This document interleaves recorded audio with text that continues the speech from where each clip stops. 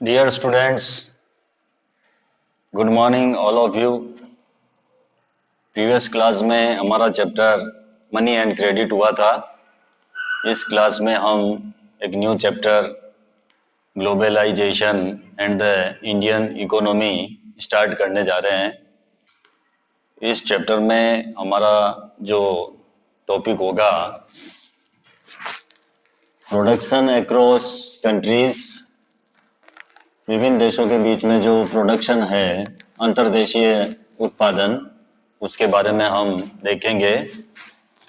Next जो हमारा topic होगा spreading of production bye MNCs, जो बहुराष्ट्रीय कंपनियां हैं, मल्टीनेशनल कॉरपोरेशंस, उसके द्वारा प्रोडक्शन का किस प्रकार स्प्रेडिंग हुआ है, विस्तार हुआ है, वो देखेंगे. और नेक्स्ट जो हमारा टॉपिक होगा इंटरलिंकिंग प्रोडक्शन अक्रॉस कंट्रीज, विभिन्न देशों के बीच में जो प्रोडक्शन का जो इंटरलिंकिंग है, उसके बारे में भी हम इस क्लास में डिस्कस करेंगे. तो देखते हैं हमारे फर्स्ट टॉपिक को, production across countries. Globalization and the Indian economy, वैश्वीकरण और भारतीय अर्थव्यवस्था, इस चैप्टर के बारे में हम डिस्कशन करते हैं. As consumers in today's world, as consumers के रूप में इन टुडेज वर्ल्ड, आज के विश्व में, some of us have a wide choice of goods and services before us. तो सम ऑफ अस, हमारे में से कुछ लोगों के सामने, हैव अ वाइड चॉइस, एक विस्तृत चॉइस हमारे सामने है, of goods and services, goods and services के विस्तृत विकल्प हमारे समक्ष उपस्थित है. The latest models of digital cameras, mobile phones and televisions made by the leading manufacturers of the world are within our reach. तो विश्व के जो शीर्षस्थ जो लीडिंग मैन्युफैक्चरर्स है, उनके द्वारा निर्मित जो वस्तुएं हैं, जैसे कि digital cameras, mobile phones, televisions, इनके न्यू मॉडल हमारे लिए सुलभ है, हमारे रीच में है, हमारी पहुंच में है. Every season new models of automobiles can be seen on Indian roads. तो एवरी सीजन में न्यू मॉडल्स ऑफ ऑटोमोबाइल्स हम कैन बी सीन, देख सकते हैं, ऑन इंडियन रोड्स. यानी जो न्यू मॉडल्स है एवरी सीजन्स के ऑटोमोबाइल्स के, यानी गाड़ियों के, ऑटोमोबाइल्स के जो भी न्यू मॉडल्स है, आज हम इंडियन रोड्स के ऊपर देख सकते हैं. Gone are the days when Ambassador and Fiat were the only cars on Indian roads. वो जमाना चला गया है. Gone are the days, वो दिन चले गए हैं, वो दिन गुजर गए हैं जब भारत की सड़कों पर केवल एम्बासेडर और फिएट कार ही हमको देखने को मिलती थी. Today Indian are buying cars produced by nearly all the top companies in the world. तो आज भारतीय विश्व की लगभग सभी जो लीडिंग कंपनीज है, उनके द्वारा निर्मित कारें खरीद रहे हैं. Today Indians are buying cars produced by nearly all the top companies in the world. World की जो भी टॉप कंपनीज है, उनके द्वारा प्रोड्यूस्ड जो न्यू मॉडल्स है कार्स के, वो इंडियंस जो है खरीद रहे हैं. A similar explosion of brands can be seen for many other goods. और इसी प्रकार अनेक दूसरी वस्तुओं के जो ब्रांड्स है, वो भी, उसमें भी वृद्धि देखी जा सकती है, उनमें भी ग्रोथ देखी जा सकती है. From sets to televisions to process fruit juice. तो ये कौन सी चीज़ें हो सकती है? ये आपके सेट से लेकर टेलीविज़न और जो प्रसंस्कृत खाद्य पदार्थ हैं या फलों के रस है, ये सारी चीज़ें हमारी पहुंच तक अवेलेबल हो गई है, सारी चीजें जिनका हम कंज्यूम कर रहे हैं, उपभोग कर रहे हैं, ये सारी वस्तुएं आज के विश्व में हमें उपलब्ध है. Such wide-ranging choice of goods in our markets is a relatively recent phenomenon. तो हमारे मार्केट्स में वस्तुओं के बहुव्यापी विकल्प, ये एक क्या है, ये एक न्यू फिनोमेनन है, एक नवीन परिघटना है. यानी हमारे जो मार्केट्स में हैं बहुत सारी वस्तुओं के जो विकल्प है, जो चॉइस है, वो अपेक्षाकृत नवीन परिघटना है, एक रिसेंट फिनोमेनन है. You wouldn't have found such a wide variety of goods in Indian markets even 2 decades back. तो 2 दशक पहले भी आपको इंडियन मार्केट्स में वस्तुओं की ऐसी वैरायटी नहीं मिलेगी जैसी वैरायटी आज हमको देखने को मिलती है. इन अ मैटर ऑफ ईयर्स और मार्केट्स हैव बीन ट्रांसफॉर्म्ड. कुछ ही वर्षों में हमारा जो मार्केट्स है वो पूरी तरह से ट्रांसफॉर्म्ड हो गया है, परिवर्तित हो गया है. हमारा जो मार्केट्स है वो बिल्कुल बदल चुका है. ये आप मार्केट्स देख सकते हो पिक्चर में, तरह तरह की शॉप्स है, तरह तरह की गुड्स एंड सर्विसेज आपको दिखाई दे रही है. How do we understand these rapid transformations? तो हम इस रैपिड ट्रांसफॉर्मेशंस को कैसे समझ सकते हैं? What are the factors that are bringing about this changes? और ऐसे कौन से फैक्टर्स है जो इन परिवर्तनों को ला रहे हैं? And how are these changes affecting the lives of the people? और ये जो परिवर्तन है लोगों का जीवन किस तरह प्रभावित कर रहे हैं? We shall dwell on these questions in this chapter. तो इस अध्याय में हम इन सभी प्रश्नों के उत्तर जानने का प्रयास करेंगे कि किस प्रकार जो है ग्लोबलाइजेशन के कारण जो चेंजेज आ रहे हैं, उन चेंजेज के क्या फैक्टर्स है, और जो चेंजेज आ रहे हैं वो लाइव्स ऑफ द पीपल को किस प्रकार अफेक्टिंग कर रहे हैं, प्रभावित कर रहे हैं, वो भी हम इस चैप्टर में देखेंगे. तो देखते हैं नेक्स्ट जो हमारा टॉपिक है, प्रोडक्शन अक्रॉस कंट्रीज, अंतर्देशीय उत्पादन. विभिन्न देशों के बीच में जो प्रोडक्शन होता है उस प्रोडक्शन के बारे में हम डिस्कस करते हैं. प्रोडक्शन अक्रॉस कंट्रीज, अंतर्देशीय उत्पादन. Until the middle of the 20th century, 20th century के मध्य तक production was largely organized within countries. उत्पादन मुख्यतः देशों की सीमाओं के अंदर ही सीमित था. जो प्रोडक्शन होता था वो देश की सीमा के अंदर ही रह पाता था, यानी वो देश से बाहर एक्सपोर्ट नहीं हो पाता था. कब?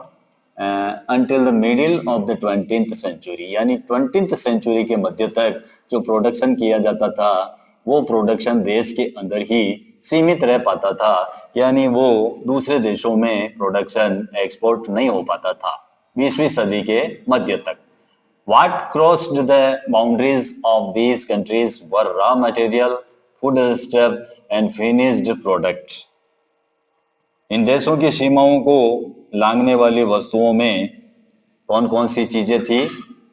बाउंड्रीज को जो क्रॉस करते थे प्रोडक्शन, उनमें आपके रॉ मटेरियल होते थे, कच्चा पदार्थ, फूड स्टफ हो सकते हैं, खाद्य पदार्थ, एंड फिनिश्ड प्रोडक्ट, और तैयार उत्पाद, तैयार माल, इसमें और कोई परिवर्तन करने की उसमें कोई गुंजाइश नहीं हो, यानी जिसका हम सीधा ही उपयोग करते हैं वो है फिनिश्ड प्रोडक्ट. तो what crossed the boundaries of these countries were raw material, food stuff and finished product. यानी इन देशों की जो सीमाएं होती थी उनको लांघने वाली जो वस्तुएं थी वो ये थी, raw material, food stuff and finished product. Colonies such as India exported raw materials and foodstuff and imported finished goods. अब हम भारत की बात करते हैं तो भारत जैसे देशों से कच्चा माल, खाद्य पदार्थ एक्सपोर्ट होते थे और जो तैयार माल होता था, जो तैयार वस्तुएं थी, उनका आयात किया जाता था, इंपोर्ट किया जाता था।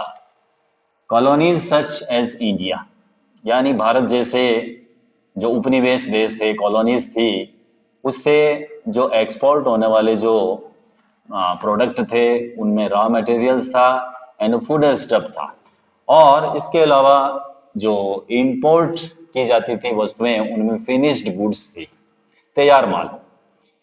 Trade was the main channel connecting distant countries, और ट्रेड ही जो डिस्टेंट कंट्रीज है उनको जोड़ने का प्रमुख चैनल था, मेन चैनल था। Trade was the main channel connecting distant countries, जो डिस्टेंट कंट्रीज थी, जो दूर दूर तक फैली हुई जो कंट्रीज थी, उनको कनेक्टिंग करने का जो मेन चैनल था वो था trade. This was before large companies called multinational corporations, MNCs। और ये बड़ी कंपनियां, जिन्हें हम बहुराष्ट्रीय कंपनियां कहते हैं, मल्टीनेशनल कॉरपोरेशंस कहते हैं, इमर्ज्ड ऑन द सीन। इनके उभरने से पहले का युग था। MNC is a company that owns or controls production in more than one nation। तो MNCs की ये डेफिनेशन है। MNCs को हम किस प्रकार डिफाइन कर सकते हैं? MNCs is a company। MNCs एक कंपनी है that owns or controls production in more than one nations। वह है जो एक से अधिक देशों में प्रोडक्शन के ऊपर कंट्रोल करती है और इसके अलावा ऑन्स रखती है, यानी जिसका एक से ज़्यादा देशों के अंदर जो प्रोडक्शन होता है, उनके ऊपर उसका स्वामित्व होता है और नियंत्रण होता है, उसको हम कहते हैं MNCs, मल्टीनेशनल कॉरपोरेशंस। एक ऐसी राष्ट्रीय अंतर्राष्ट्रीय कंपनी जो एक से अधिक देशों में उत्पादन पर नियंत्रण रखती है और स्वामित्व रखती है।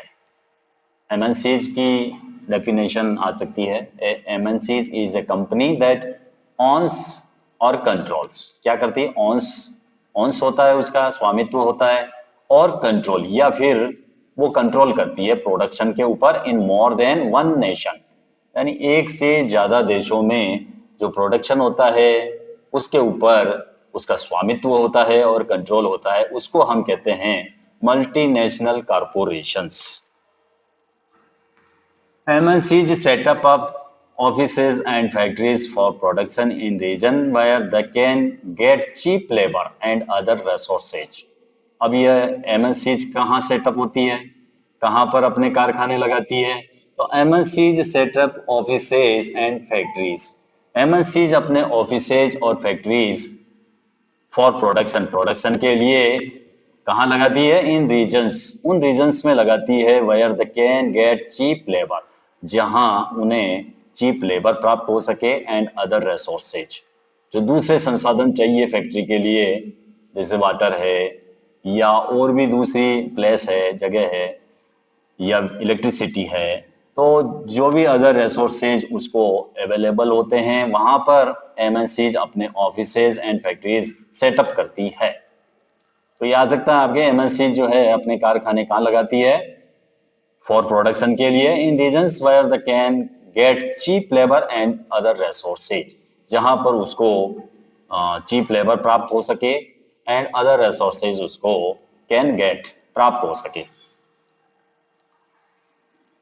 This is done so that the cost of production is low and the MNCs can earn greater profits। तो उत्पादन लागत से, जो उत्पादन लागत होती है, जो कॉस्ट ऑफ प्रोडक्शन होता है, उसमें कमी करने के लिए किया जाता है ऐसा। और दूसरा क्या है? And the MNCs can earn greater profits, और अधिक लाभ कमाने के लिए बहुराष्ट्रीय कंपनियां ऐसा करती है। MNC जो है अपने ऑफिसेज फैक्ट्रीज उन रीजन्स में जहां पर चीप लेबर और अदर रिसोर्सेज प्राप्त होते हैं वहां पर क्यों सेटअप करती है? क्योंकि दिस इज डन, ऐसा इसलिए किया जाता है so that the cost of production is low, ताकि कॉस्ट ऑफ प्रोडक्शन लो हो सके, यानी जो लागत है उसमें कमी लाई जा सके, and the MNCs can earn greater profits, और एमएनसीज को भी अच्छा लाभ हो सके। इसलिए एमएनसीज अपने जो ऑफिसेज है, फैक्ट्रीज है, वो उन रीजन्स में सेटअप करती है जहां पर उनको cheap labour and other resources प्राप्त हो सकते हैं। Consider the following examples. अब हम जो एग्जाम्पल दिया गया है ये उसके ऊपर हम डिस्कस करते हैं, विचार करते हैं। Spreading of production by an MNCs, एक एमएनसीज के द्वारा उत्पादन का विस्तार। एक एमएनसीज है जो यहाँ दी गई है, बहुराष्ट्रीय कंपनी है, वो अपने प्रोडक्शन का स्प्रेडिंग किस प्रकार करती है उसको एग्जाम्पल से बताया गया है। A large MNCs producing industrial equipment, औद्योगिक उपकरण बनाने वाली एक बड़ी बहुराष्ट्रीय company designs it's product in research centres in the United states. वो क्या करती है?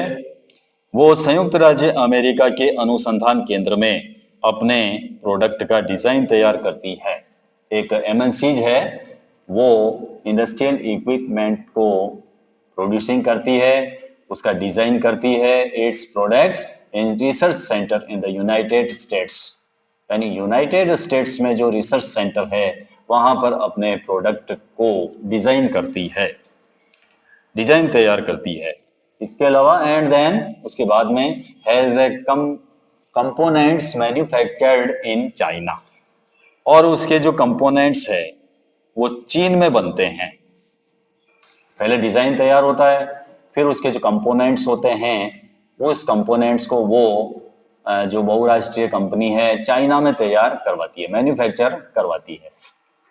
These are then shipped to Mexico and eastern Europe, और उसके बाद में इन प्रोडक्ट को क्या किया जाता है? शिप्ड, शिप्ड का मतलब जहाज से लाद कर कहाँ ले जाया जाता है? To Mexico and eastern Europe. उनको जो प्रोडक्ट तैयार होता है उनको शिप में डालकर, जहाजों में डालकर उसको मैक्सिको एंड ईस्टर्न यूरोप में ले जाया जाता है, where the products are assembled, जहां पर क्या किया जाता है? जहां पर जो उपकरण के जो पुर्जे हैं उनको जोड़कर जो है प्रोडक्ट तैयार किया जाता है, and the finished product are sold all over the world, और जो प्रोडक्ट तैयार होता है, जो फिनिश्ड प्रोडक्ट तैयार होता है उसको बेचा जाता है ऑल ओवर द वर्ल्ड, पूरे विश्व में जो है उसको बेचा जाता है। तो ये इस प्रकार एमएनसीज की प्रोसीजर है। एमएनसीज अपना प्रोडक्शन किस प्रकार अनेक देशों में करती है उसका एग्जाम्पल बताया गया है। तो पहले क्या करती है एमएनसीज? एक एमएनसीज है वो इंडस्ट्रियल इक्विपमेंट तैयार करती है, डिजाइन करती है, it's product in research centre in the United states. सबसे पहले वो एमएनसी जो है यूनाइटेड स्टेट्स में जो रिसर्च सेंटर है वहां पर अपने प्रोडक्ट का डिजाइन तैयार करवाती है, और उसके बाद में the components manufacture in China. अब उस इंडस्ट्रियल इक्विपमेंट के जो भी कलपुर्जे हैं, जो कंपोनेंट्स है, उनको चाइना में तैयार करवाती है, मैन्युफैक्चरर करवाती है। फिर क्या करती है? These are then shipped to Mexico and eastern Europe, और फिर उनको, उन पुर्जों को, उन कंपोनेंट्स को कहाँ ले जाया जाता है? शिप में लाद कर उनको मैक्सिको और ईस्टर्न यूरोप में ले जाया जाता है, जहां पर क्या किया जाता है? Where the products are assembled, कल पुर्जों को जोड़कर उपकरण तैयार किया जाता है, असेंबल किया जाता है, और फिर द फिनिश्ड प्रोडक्ट, जो फिनिश्ड प्रोडक्ट तैयार होता है, तैयार माल होता है, are sold all over the world, फिर उसको पूरे विश्व में सोल्ड किया जाता है, बेचा जाता है। मीनवाइल इसी बीच the company's customer care is carried out through call centres located in India, और इस बीच कंपनी की ग्राहक सेवा का भारत स्थित कॉल सेंटरों के माध्यम से संचालन किया जाता है। जो कॉल सेंटर्स है उनका संचालन इंडिया के जो यूथ है उनके द्वारा किया जाता है। ये आप कॉल सेंटर देख सकते हो, पिक्चर में कॉल सेंटर बता रखा है। ये कहाँ पर है? This is a call centre in Bengaluru. ये बेंगलोर का एक कॉल सेंटर है, equipped with telecom facilities and access to the internet to provide information and support to customers abroad. ये जो कॉल सेंटर है ये बेंगलोर में स्थित है, जो पर्याप्त दूर संचार सुविधाओं और इंटरनेट से सुसज्जित है। ये क्या है? इंटरनेट की सुविधाओं से और टेलीकॉम फैसिलिटीज से ये क्या है? सुसज्जित है, इक्विप्ड है, और ये है विदेशी ग्राहकों को जो है सूचना उपलब्ध करवाने का काम करता है, support information to customers abroad. पूरे विश्व में जो इंफॉर्मेशन की जो इंफॉर्मेशन और सपोर्ट की सुविधा को जो है प्रोवाइड करवाता है, किसकी? इंटरनेट की। Internet to provide information and support to customers abroad. तो ये एग्जांपल हमने देखा कि किस प्रकार जो है प्रोडक्शन का स्प्रेडिंग होता है, एमएनसीज के द्वारा, बहुराष्ट्रीय कंपनी के द्वारा उत्पादन का किस प्रकार विस्तार किया जाता है, वो हमने एग्जांपल के द्वारा देखा। Next, in this example, the MNC is not only selling its finished products globally, but more important. तो इस उदाहरण में MNCs केवल वैश्विक स्तर पर ही अपना तैयार उत्पाद नहीं बेच रही है, बल्कि अधिक महत्वपूर्ण बिंदु क्या है? The goods and services are produced globally. बल्कि अधिक महत्वपूर्ण बात यह है कि गुड्स एंड सर्विसेज का उत्पादन विश्व स्तर पर कर रही है, ग्लोबली कर रही है। ये केवल अपने उत्पाद ही नहीं बेच रही है, बल्कि सबसे जो मोर इम्पोर्टेंट जो बात है वो ये है कि the goods and services are produced globally. वस्तुओं और सेवाओं का उत्पादन विश्व स्तर के ऊपर कर रही है। एज रिजल्ट, परिणामतः, production is organised in increasingly complex way. और उत्पादन प्रक्रिया क्रम से जटिल ढंग से जो है ऑर्गेनाइज हुई है, संगठित हुई है। किस प्रकार इसकी जो प्रोडक्शन की जो प्रोसेस है वो किस प्रकार कॉम्प्लेक्स वे से जो है ऑर्गेनाइज हुई है। The production process is divided into small parts and spread out across the globe. Production process छोटे भागों में विभाजित है और विश्व भर में फैली हुई है। In the above example, China provides the advantage of being a cheap manufacturing location. तो इस उदाहरण में हमने देखा था कि चाइना एक सस्ता विनिर्माण केंद्र होने का लाभ दुनिया को प्रदान करता है। एक चीप मैन्युफैक्चरिंग लोकेशन जो है वो प्रोवाइड करवाता है, ये हमने देखा। अबव एग्जांपल में क्या देखा? China provides the advantage of being a cheap manufacturing location. एक चीप मैन्युफैक्चरिंग लोकेशंस जो है वो उसका जो एडवांटेज है वो प्रोवाइड करवाता है। किसको? एमएनसीज को। Mexico and Eastern Europe are useful for their closeness to the markets in the US and Europe.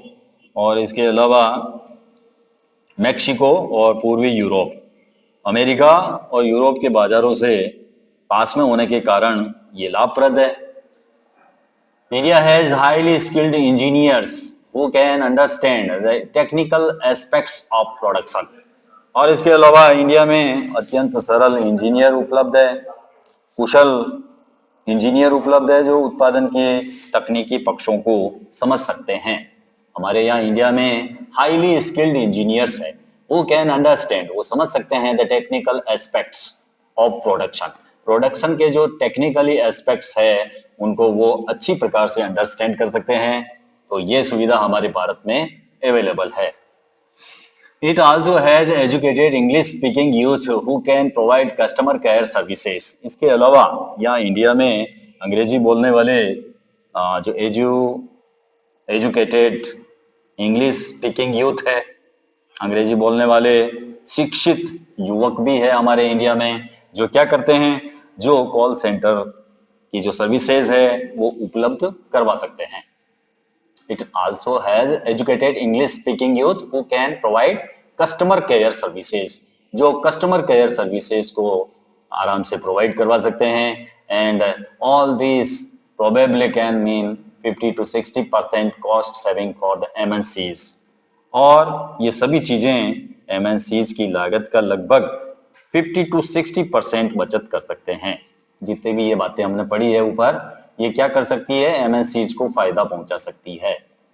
कितना, 50 to 60% cost savings for the MNCs. The advantage of spreading out production across the borders to the multinationals can be truly immense. और वास्तव में सीमाओं के पार MNCs का जो production है, MNCs की जो प्रोडक्शन प्रक्रिया है, उसके प्रसार से असीमित लाभ भी हो सकते हैं. नेक्स्ट है इंटरलिंकिंग प्रोडक्शन अक्रॉस कंट्रीज. विश्व भर के उत्पादन को एक दूसरे कंट्री से जोड़ना, विश्व भर का जो प्रोडक्शन हो रहा है, इंटरलिंकिंग करना उसको अक्रॉस कंट्रीज, यानी विश्व भर के उत्पादन को एक दूसरे से जोड़ना. किस प्रकार जोड़ते हैं? In general MNC setup production where it is close to the markets.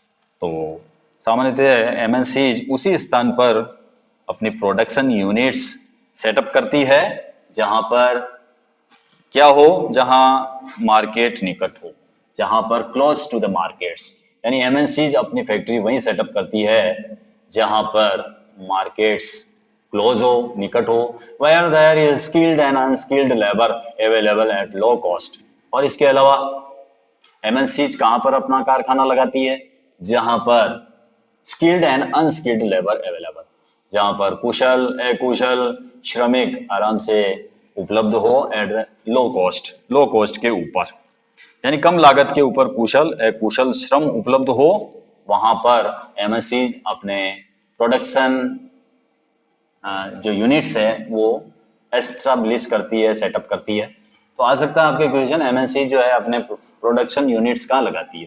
तो आपको लिखना है MNC setup production where it is close to the markets, एक तो मार्केट्स पास में हो, where there is skilled and unskilled labour available at low cost, और लो कॉस्ट के ऊपर जो स्किल्ड और अनस्किल्ड लेबर है वो अवेलेबल हो, वहां पर MNC अपने कारखाने लगाती है. और इसके अलावा and where the availability of other factors of production is assured, और इसके अलावा जहां उत्पादन के अन्य कारक की उपलब्धता इंश्योर हो, सुनिश्चित हो, एश्योर्ड हो, वहां पर MNC अपने कारखाने सेटअप करती है. तो क्वेश्चन बन सकता है आपके, MNC अपने प्रोडक्शन यूनिट्स कहां पर सेटअप करती है, तो आपको ये बातें लिखनी है. ये क्वेश्चन बन सकता है आपके, तो ये बातें आपको लिखनी, अंडरलाइन करनी है. MNC setup production where it is close to the market, where there is skilled and unskilled labour available at low cost, and where the availability of other factors of production is assured. जहां पर जो other factors है production के, वो उसकी availability assured हो, वहां पर अपने कारखाने MNC लगाती है. इन एडिशन, और इसके अलावा, इसके साथ ही MNCs might look for government policies that look after their interest. और इसके अलावा बहुराष्ट्रीय कंपनियां सरकारी नीतियों के ऊपर भी नजर रखती है ताकि उनको जो सुविधाएं अवेलेबल हो सके, गवर्नमेंट उनको सुविधा उपलब्ध करवा सके. इसलिए MNCs might look for, कहाँ नजर रखती है? गवर्नमेंट पॉलिसीज, सरकार की क्या नीतियां हैं कारखानों के प्रति, बहुराष्ट्रीय कंपनियों के प्रति, गवर्नमेंट कितनी सुविधा दे सकती है, उनके ऊपर भी MNCs might look for, नजर रखती है. That look after their interest, जहां उनके हितों का देखभाल हो सके, गवर्नमेंट उनके हितों की रक्षा कर सके. their interest, उनके जो इंटरेस्ट है, उनके हित है, उनका लुक आफ्टर कर सके गवर्नमेंट. इसलिए MNCs might look for government policies, government की जो पॉलिसीज है उनके ऊपर भी MNCs जो है नजर रखती है ताकि MNCs को ज्यादा से ज्यादा फायदा मिल सके, सुविधा मिल सके. You will read more about the policies later in the chapter, और इसके बाद में आप और भी सरकारी नीतियों के बारे में ज्यादा अध्ययन करोगे. Having assured themselves of these conditions, इन परिस्थितियों के सुनिश्चित करने के बाद में एमएनसीज क्या करती है? MNCs setup factories, MNCs factories को लगाती है एंड ऑफिसेज फॉर प्रोडक्शन। इन सारी कंडीशन को देखने के बाद में फिर एश्योर्ड होने के बाद में वो जो एमएनसीज है वो सेटअप करती है फैक्ट्रीज एंड ऑफिसेज को फॉर प्रोडक्शन। प्रोडक्शन के लिए अपने ऑफिस लगाती है, फैक्ट्रीज लगाती है। The money that is spent to buy assets such as land, building, machines and other equipment is called investment. और इसके अलावा एसेट्स जैसे भूमि, भवन, मशीन और अन्य उपकरणों की खरीद के लिए मुद्रा का निवेश करती है, पैसा लगाती है, इन्वेस्टमेंट करती है। Money that is spent, money को स्पेंड किया जाता है टू बाय एसेट्स, जो एसेट्स है उनको बाय करने के लिए मनी स्पेंड की जाती है। जैसे कि लैंड है, बिल्डिंग्स है, मशीन्स हैं, other equipment is called investment. और इसी को इन्वेस्टमेंट कहा जाता है, निवेश कहा जाता है। इसी को हम मुद्रा का निवेश कहते हैं।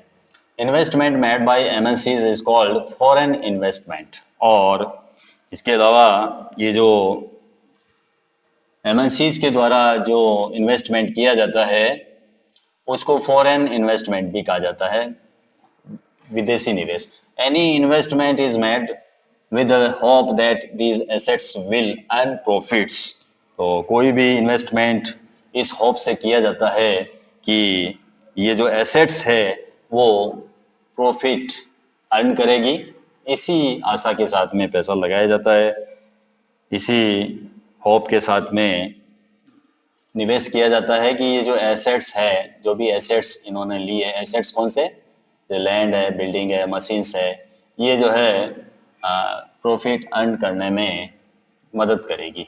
एट टाइम्स कभी कभी MNC setup production jointly with some of the local companies of these countries. कभी कभी क्या होता है, एमएनसी जो है प्रोडक्शन जो करती है जॉइंटली करती है with some of the local companies of this countries.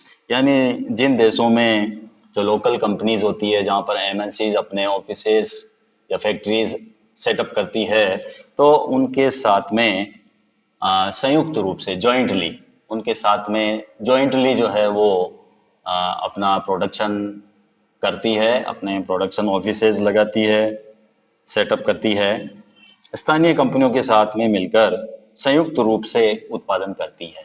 The benefit to the local company of such joint production is to fold.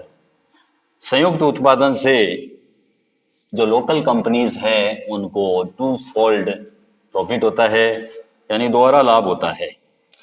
क्या दोहरा लाभ होता है वो देखते हैं हम। फर्स्ट जो है लोकल कंपनीज को क्या फायदा होती है, क्या फायदा होता है? MNCs can provide money for additional investments.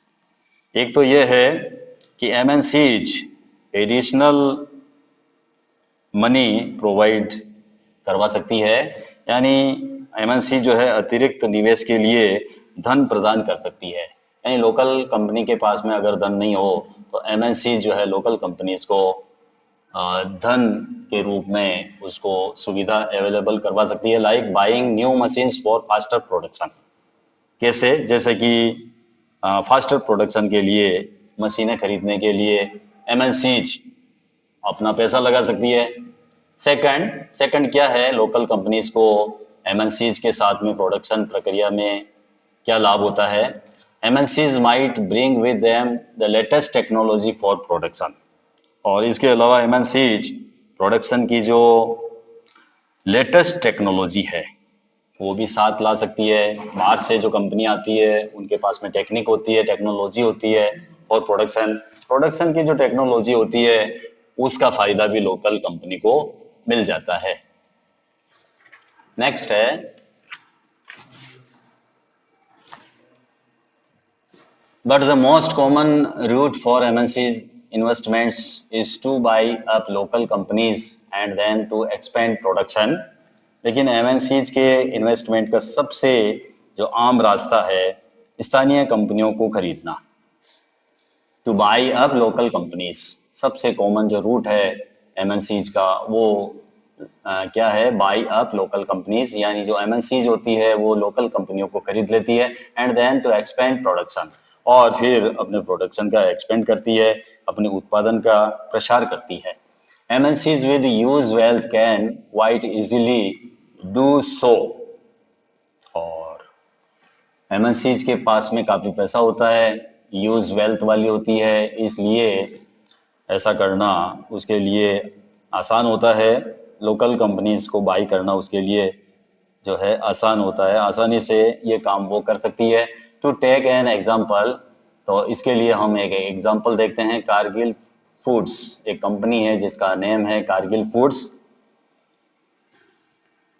A very large American MNCs, ये अमेरिका की सबसे बड़ी एमएनसीज है, बहुराष्ट्रीय कंपनी है, मल्टीनेशनल कॉरपोरेशंस है, एक अमेरिकी कंपनी है जिसका नेम है Cargill foods, has bought over smaller Indian companies such as Parakh foods.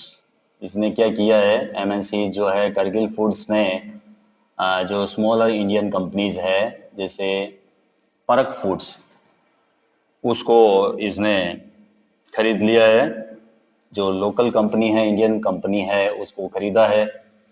तो यहाँ करगिल फूड्स क्या है, अमेरिकी कंपनी है, परक फूड्स क्या है, इंडियन कंपनी है। तो करगिल फूड्स ने परक फूड्स को खरीदा है। परक foods had built a large marketing new marketing network in various parts of India. परक फूड्स ने भारत के विभिन्न भागों में एक बड़ा मार्केटिंग नेटवर्क तैयार किया था, where its brand was well reputated, जहां उसके जो ब्रांड है वो काफ़ी रेपुटेटेड प्रसिद्ध थे। आल्सो परक फूड्स हैड 4 ऑयल रिफाइनरीज, और इसके अलावा इसके जो 4 तेल शोधक केंद्र भी थे। परक फूड्स के 4 ऑयल रिफाइनरीज भी थे, whose control has new shifted to Cargill, जिस पर अब करगिल का नियंत्रण हो गया है। Cargill is now the largest producer of edible oil in India. तो आज करगिल जो है वो भारत में खाद्य तेल की सबसे बड़ी प्रोड्यूसर कंपनी है, with a capacity to make 5 million pouches daily. ये क्या करती है, 50 लाख पैकेट जो है वो प्रतिदिन जो है तैयार करती है। In fact many of the top MNCs have wealth exceeding the entire budgets of the developing country governments। वास्तव में कई शीर्षस्थ जो टॉप लेवल की एमएनसीज है उनकी संपत्ति विकासशील देशों की सरकारों के संपूर्ण बजट से भी अधिक है। With such enormous wealth imagine the power and influence of these MNCs, ऐसी अपार संपत्ति वाली एसेट्स वाली एमएनसीज की शक्ति और प्रभाव के ऊपर आप विचार कर सकते हो। There is another way in which MNCs control production. MNCs एक अन्य तरीके से भी प्रोडक्शन के ऊपर कंट्रोल करती है। Large MNCs in developed countries place orders for production with small producers. जो विकसित देश है, विकसित देशों की बड़ी एमएनसीज छोटे प्रोड्यूसर्स को प्रोडक्शन का ऑर्डर देती है। क्या करती है, large MNCs in developed countries place orders for production with small producers. जो स्मॉल प्रोड्यूसर्स हैं उनको प्रोडक्शन का ऑर्डर करती है एमएनसीज। जो बड़ी बड़ी एमएनसीज है वो स्मॉल प्रोड्यूसर्स को ऑर्डर देती है। Garments, footwear, sports items are examples of industries where production is carried out by a large number of small producers around the world. तो इस प्रकार की छोटी कंपनियां हैं, जैसे कि गारमेंट्स है या फुटवियर है, स्पोर्ट्स आइटम है। इस प्रकार के ये एग्जाम्पल है, इस प्रकार के ऐसे उद्योग है जहां विश्व भर में बड़ी संख्या में छोटे उत्पादकों द्वारा उत्पादन किया जाता है। जो छोटे प्रोड्यूसर्स है उनके द्वारा प्रोडक्शन किया जाता है। The product are supplied to the MNCs, और फिर इन लोकल कंपनीज के द्वारा इन प्रोडक्ट का एमएनसीज को सप्लाई किया जाता है, which then sell these under their own brand names to the customers. फिर क्या करती है एमएनसीज, फिर इन्हें अपने ब्रांड के नाम से कस्टमर को एमएनसीज बेचती है। यानी प्रोडक्शन तो लोकल कंपनी करती है, लेकिन उसके ऊपर एमएनसीज अपना ब्रांड लगा के, अपना लेबल लगा के उनको कस्टमर को बेचती है। These large MNCs have tremendous power to determine price, quality, delivery and labor conditions for these distant producers। इन बड़ी कंपनियों में दूरस्थ उत्पादकों के मूल्य, गुणवत्ता, आपूर्ति और श्रम शर्तों का निर्धारण करने की क्षमता होती है। Thus, इस प्रकार हम देखते हैं that there are a variety of ways in which the MNCs are spreading their production and interacting with local producers in various countries across the globe। तो इस प्रकार हम देखते हैं कि एमएनसीज कई प्रकार से अपने प्रोडक्शन वर्क का प्रचार कर रही है और विश्व के कई देशों की स्थानीय कंपनियों के साथ जो है अपना संबंध स्थापित कर रही है। Bye setting up partnership with local companies, कैसे? स्थानीय कंपनियों के साथ में साझेदारी के द्वारा, पार्टनरशिप के द्वारा। by using the local companies for supplies, और इसके अलावा सप्लाईज के लिए लोकल कंपनियों का इस्तेमाल करके। by using the local companies for supplies by closely competing with the local companies or buying them up, और इसके अलावा स्थानीय कंपनियों से कंपटीशन करके या उन्हें खरीद करके। MNCs are exerting a strong influence on production at these distant locations। तो MNCs दूर स्थानों के उत्पादन पर अपना जो है इस प्रकार प्रभाव जमा रही है। एज ए रिजल्ट, इसका परिणाम क्या है? Production in these widely dispersed locations is getting interlinked. और परिणाम ये हुआ है कि दूर दूर स्थानों पर फैला प्रोडक्शन परस्पर जो है इंटरलिंकिंग हो रहा है, संबंधित हो रहा है। इस प्रकार जो है हमारा जो टॉपिक है वो यहीं पर हम इसको एंड करते हैं। मिलते हैं नेक्स्ट क्लास में न्यू टॉपिक के साथ में, foreign trade and integration of markets. ये हम नेक्स्ट क्लास में डिस्कशन करेंगे। Thank you, have a nice day.